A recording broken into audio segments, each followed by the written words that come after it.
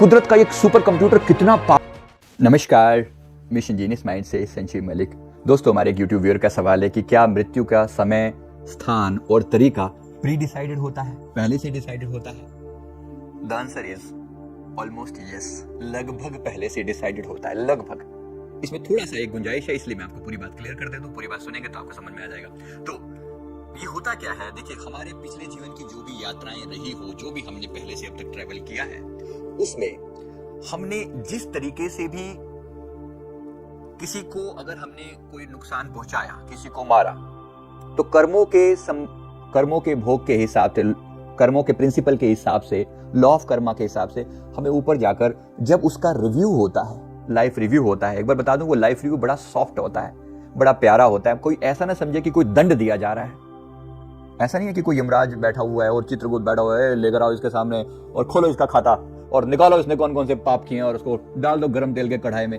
Nothing like that. At least मैंने तो ऐसा नहीं देखा। मैंने जब लाइफ रिव्यू देखी, अपने भी देखे और लोगों के भी देखे, क्योंकि पास्ट लाइफ रिग्रेशन में एक कंसेप्ट है लाइफ बिटवीन लाइव्स, LBL, जहां पर पिछला जीवन जब फिनिश हुआ और ये जीवन जब तक नहीं हुआ, नया 12 पैदा नहीं हुआ, तो 20 की ड्यूरेशन में आप कहां थे, इसके बारे में आपको जो टाइम पीरियड होता है, इसे LBL के द्वारा ले जाया जाता है।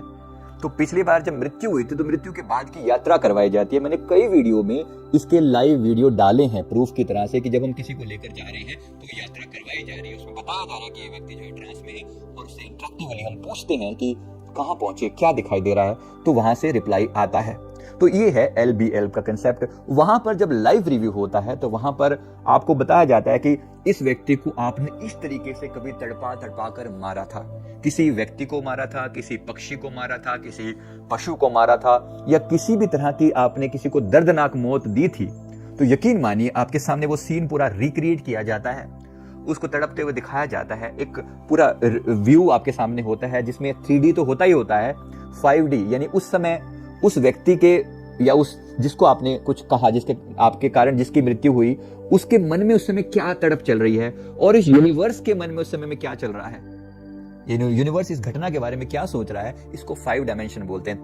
3 डायमेंशन 3D में ये व्यू है। चौथा डायमेंशन जो है वो उस व्यक्ति के मन में क्या चल रहा है जिस पर आप कर्म कर रहे हैं, और जो यूनिवर्स है वो आपके बारे में क्या सोच रहा है। ये है 5D व्यू। और इसके द्वारा जब चीजें सामने आती हैं तो बहुत ही आपके ही सामने वो चीज दिखाई जाती है, और आपसे ही पूछा जाता है कि आपने इस चीज को, इस व्यक्ति को देखो इतना तड़पा के मारा। आप अपने आप बारे में इस बारे में अपने कोई एक्सप्लेनेशन देना चाहेंगे? आपसे पूछा जाता है कि आपने ऐसा क्यों किया, तो आप खुद ही पश्चाताप करते हो कि हाँ, मेरे मन की अवस्था बहुत बुरी थी, मुझे ऐसा नहीं करना चाहिए था। फिर आपसे पूछा जाता है कि क्या आप अपने लिए क्या डिसाइड करेंगे, क्या ऐसा जो दुख इसने झेला, क्या यह दुख आप नहीं झेलना चाहेंगे? आप खुद कहते हो हाँ, मैं ये दुख झेलना चाहूंगा क्योंकि मैंने इसे दर्द दिया है। द लॉ ऑफ कर्मा जो कहता है, कर्मों का जो सिद्धांत है, वो कहता है कि मुझे भी ये दर्द मिलना चाहिए।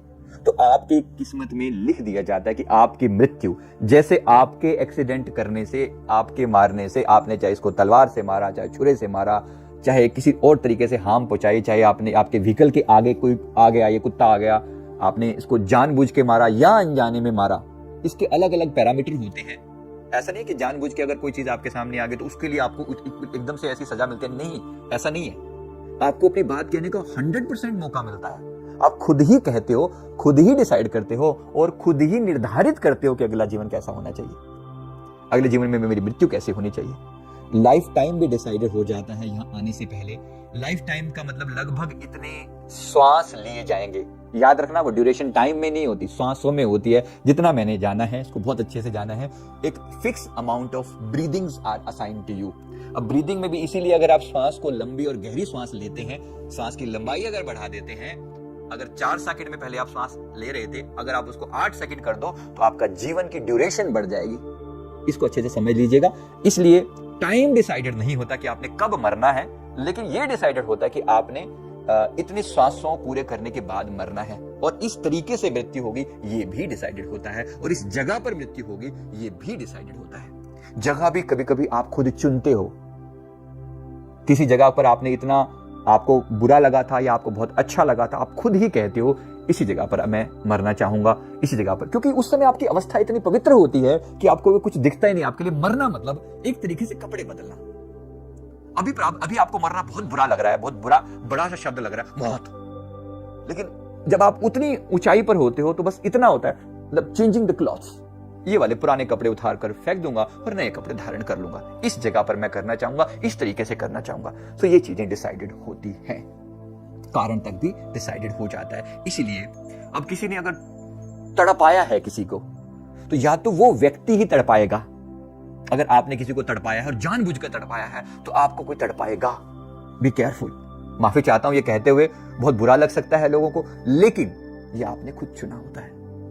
कभी कभी आपने तड़पाया नहीं, लेकिन कोई किसी कारण से, जैसे मैंने कहा ना, आपसे एक्सीडेंट हो गया, कोई मर गया, जाने में अनजाने में कोई चला गया, तो अनजाने के कारण मतलब होगा कि आपकी डेथ तो होगी, लेकिन ना तो उतनी पीड़ा झेलनी पड़ेगी और ना ही वो व्यक्ति सामने आएगा, ऐसा जरूरी नहीं है। क्योंकि वो व्यक्ति अपने कार्मिक के हिसाब से कहीं और भी हो सकता है, लेकिन आपको वैसी ही डेथ दी जाएगी जैसी आपने किसी को दी थी और फिर आपने चुना था कि मेरा जीवन ऐसे खत्म हो। इसके अलावा भी जीवन की और भी बहुत सारी चीजें डिसाइडेड होती हैं, जैसे माता पिता तक भी डिसाइडेड होते हैं। आप खुद चुनते हो, इनको मैं माता और इनको पिता ऐसे चुनना चाहूंगा क्योंकि इनके प्रति मेरा लेने देने का कुछ रिश्ता बाकी है। पिता बच्चों का और माता पिता का जो संबंध है, इसके ऊपर मैंने एक दूसरा वीडियो डाला है कि संतान कितने तरह की होती है। ऐसे ही पति या पत्नी भी आपके डिसाइडेड होते हैं, पार्टनर भी ऑलमोस्ट डिसाइडेड होते हैं। इस व्यक्ति के साथ मैं जीवन बिताना चाहूंगा, इसको मैं सुखी या दुखी करना चाहूंगा। आप सोचिए, कुदरत का एक सुपर कंप्यूटर कितना पावरफुल है। ऐसे हजारों, मतलब हजारों तो कहना बहुत छोटा है, अरबों खरबों कैलकुलेशंस कर रहा है। इसका कार्मिक उसका कार्मिक मिला, इन दोनों के कार्मिक को मैच कर, टाइमिंग को मैच कर, मेरे कार्मिक न जाने कितने हजारों लाखों लोगों से जुड़े हुए हैं, उन सब के टाइमिंग को बिठा। ये सब कुदरत का ये जो अव्यक्त रूल है, ये जो अनटोल्ड रूल चल रहा है, इसी को आप कहें कि ये परमात्मा है, ये कुदरत है, ये ब्रह्मांड है, ये यूनिवर्सल लॉ है, लॉ ऑफ कर्मा है, आप इसको जो मर्जी कहिए। ये रूल, ये जो अनडिफाइंड रूल है, यही चला रहा है। और इसी को ही, इस प्रिंसिपल को अगर आप समझ लेते हैं तो आपके लिए मुक्ति का द्वार आसान हो जाएगा। क्योंकि अब एक चीज जो बिल्कुल क्लियर कर समझ आती है कि इस जीवन में अगर मैं माफ करता चला जाऊं लोगों को, मैं बुरा कर्म तो करूं ही ना, जितना मैं कम कर सकूं उतना अच्छा। फिर अगर गलती से कुछ कर्म हो जाए तो उसके लिए माफी मांग लो, और अगर किसी और ने मेरे प्रति कुछ बुरा किया तो उसके प्रति मैं कोई दुर्भावना ना रखूं, उसको जल्दी से जल्दी माफ कर दूं। माफी मांगना और माफ करना, ये दो जो पार्ट है ना, ये सबसे इजी स्टेप है कल्याण करने का, अपनी आत्मा का कल्याण करने का सबसे बेहतरीन साधनों में से एक साधन है। इसको जरूर जीवन में अपना के रखना चाहिए। हर शाम को सोने से पहले अपना माफी मांगना और माफ करने का प्रोसेस हमें कर लेना चाहिए कि हे प्रभु, गलती से भी अगर आज किसी का दिल दुखाया हो तो मैं माफी चाहता हूं, और किसी ने मेरा दिल दुखाया हो तो मैं आज उसे माफ करता हूं। इस तरीके से नए बंधन नहीं बनेंगे और आप आसानी से मुक्ति के राह पर पहुंच जाएंगे। मैं उम्मीद करता हूं ये वीडियो आपको जरूर अच्छा लगा होगा। वीडियो को लाइक करें, कमेंट करें, हमारे चैनल को जरूर सब्सक्राइब कर लें। Thank you very much.